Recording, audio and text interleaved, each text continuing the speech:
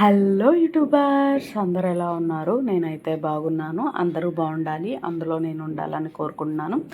ఈరోజు రెసిపీ వచ్చేసరికి తాటకూర egg fry. ఇది హెల్తీగా ఉండే వాళ్ళకి అండ్ డైటింగ్ చేసే వాళ్ళకి అండ్ ప్రోటీన్స్ అండ్ విటమిన్స్ ఎక్కువ కావాలి అనుకున్న వాళ్ళకి ఈ రెసిపీ యూజ్ అవుతుందని నా ఉద్దేశం. సో ఈ రెసిపీకి వెళ్ళక ముందు బిఫోర్ వీడియోలో నేను ఒక క్వశ్చన్ అడిగాను పొడుపు కదా, చిన్న పాపకు చాలా చీరలు ఏంటది అనే క్వశ్చన్ అడిగాను. దానికి ఆన్సర్ వచ్చేసరికి ఉల్లిపాయ, ఆనియన్ అనమాట. ఎందుకు నేను ఆ వీడియోలో ఎండింగ్లో కూడా చెప్పాను, మీకు క్లూ కూడా ఇచ్చాను, ప్రతి వంటలో వాడతామని. యాజ్ యూజువల్ మనం 99% ఉల్లిపాయ లేకుండా ఏ వంట చేయం. సో అది ఆన్సర్ ఉల్లిపాయ అనమాట. ఒకవేళ ఇన్ కేస్ మీరు బిఫోర్ వీడియో కనుక చూడకపోతే నేను అన్ని డిస్క్రిప్షన్ లింక్లో ఇస్తాను. బిఫోర్ వీడియోస్ అన్ని లింక్స్ డిస్క్రిప్షన్లో అండ్ కమెంట్ సెక్షన్లో ఇస్తాను. So please go and check it out. Videos కనుక నచ్చితే ప్లీజ్ లైక్ చేయండి, షేర్ చేయండి, సబ్స్క్రైబ్ చేసుకోండి. అండ్ థ్యాంక్ యూ ఇప్పటి వరకు సపోర్ట్ చేసినందుకు, ఇంకా సపోర్ట్ చేయాలని కోరుకుంటూ. సో ఇప్పుడు ఈ రెసిపీ వీడియోలోకి వెళ్ళిపోదాం. తోటకూర ఎగ్ ఫ్రై ఏముందండి, యాజ్ యూజువల్ మన ఫ్రై ఎలా తోటకూర ఫ్రై ఎలా చేసుకుంటాము సేమ్ అంతే, కాకపోతే కొంచెం డిఫరెంట్. నా స్టైల్లో చెప్తున్నాను. నేను స్టవ్ ఆన్ చేసేసుకొని బాండీ పెట్టుకొని 3 టేబుల్ స్పూన్స్ ఆయిల్ వేసుకున్నాను. అది కొంచెం కాగిన తర్వాత జీలకర్ర 1 టేబుల్ స్పూన్ వేసుకున్నాను. అది అయిపోయిన తర్వాత ఒక ఉల్లిపాయ తీసుకొని సన్నని ముక్కలు కట్ చేసుకున్నాను. అవి వేసేసి అండ్ టూ పచ్చిమిర్చి రింగుల్లాగా కట్ చేసుకున్నాను. అవి వేసేసి అండ్ మనకి ఇక్కడ ఉల్లిపాయ మగ్గడానికి ఒక టిప్ ఉందండి. ఉప్పు వేసి మూత పెట్టేస్తే ఉల్లిపాయ త్వరగా మగ్గిద్ది. అదొక టిప్. తెలిసిన వాళ్ళు ఇగ్నోర్ చేయండి, తెలియని వాళ్ళు ప్లీజ్ తెలుసుకోండి.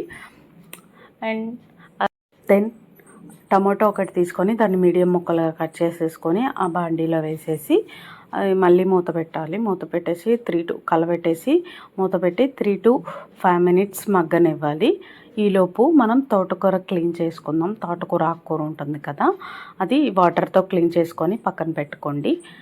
అండ్ అవి మగ్గేసిన తర్వాత మీకు టమాటోస్ మగ్గిన తర్వాత 1 టేబుల్ స్పూన్ అల్లం వెల్లుల్లి పేస్ట్ చేశాను. నేను ఇంట్లో ప్రిపేర్ చేసుకున్నాను అల్లం వెల్లుల్లి పేస్ట్ అనేది. నేను అల్లం వెల్లుల్లి పేస్ట్ అండ్ తాలింపు గింజలు ఇలాంటివన్నీ ఆల్మోస్ట్ నేను ఇంట్లోనే ప్రిపేర్ చేసుకుంటాను. నాకు వచ్చినంతలో నేను చేసుకుంటాను, బాగానే సెట్ అవుతుంది. అండ్ దెన్ కడిగిన తోటకూరని వేసేసాను. నేను బాండీలో వేసేసి బాగా కలుపుకొని 15 minutes, నాకైతే టైం పట్టింది 15 minutes, లో టు మీడియం అడ్జస్ట్ చేసుకుంటూ మధ్య మధ్యలో కలుపుకుంటూ తోటకూర అనేది బాగా ఫ్రై చేసుకున్నాను. అప్పుడు బాగా ఫ్రై చేసుకున్న తర్వాత ఒక హాఫ్ టేబుల్ స్పూన్ కారం వేసుకున్నాను. 1 టేబుల్ స్పూన్ ధనియాల పొడి వేసేసుకొని బాగా కలుపుకొని ఒక 2 minutes లో టు మీడియంలో పెట్టుకున్నాను అనమాట. సో నెక్స్ట్ ఇక్కడ నేను 3 eggs ఆల్రెడీ బ్రేక్ చేసుకొని ఉంచుకున్నాను. ఆ 3 eggs అందులో వేసేసాను. అందులో వేసేసి ఇందాక మనకు 1/2 స్పూన్ కారం వేసాం కదా, ఇంకొక హాఫ్ స్పూన్ ఇక్కడ వేయాలన్నమాట. అది వేసి 1 టేబుల్ స్పూన్ గరం మసాలా వేసుకున్నాను. వేసేసి ఒక 1 minute అలాగే వదిలేసాను మూత పెట్టేసి. నెక్స్ట్ మూత తీసి బాగా కలిపి ఒక 5 minutes మీడియం ఫ్లేమ్లో ఉంచేసి అండ్ వదిలేసాను. 5 minutes అలాగే వదిలేసి నెక్స్ట్ స్టవ్ ఆఫ్ చేసేయండి. స్టవ్ ఆఫ్ చేసేసి ఒక 10 minutes అలాగే మగ్గనివ్వాలి. అంటే వేడికి అది బాగా మగ్గిద్ది, అన్నీ కలుపుకుంటాయి అన్నమాట. సో ఒక 10 minutes అలాగే వదిలేసి నెక్స్ట్ సర్వ్ చేసుకున్నాను. నేను డైరెక్ట్గానే తీసుకున్నాను, బాగుంది. అంటే చపాతీలోకి కూడా బాగుంటుంది. అండ్ మా హస్బెండ్ రైస్లో తిన్నారు, బాగుందని చెప్పారు. సో ఈ వీడియో కనుక మీకు నచ్చినట్లయితే ప్లీజ్ లైక్ చేయండి, షేర్ చేయండి, subscribe to my channel. And మీకు ఇంకా ఏమైనా రెసిపీస్ కావాలంటే ప్లీజ్ కమెంట్ సెక్షన్లో తెలియచేయండి.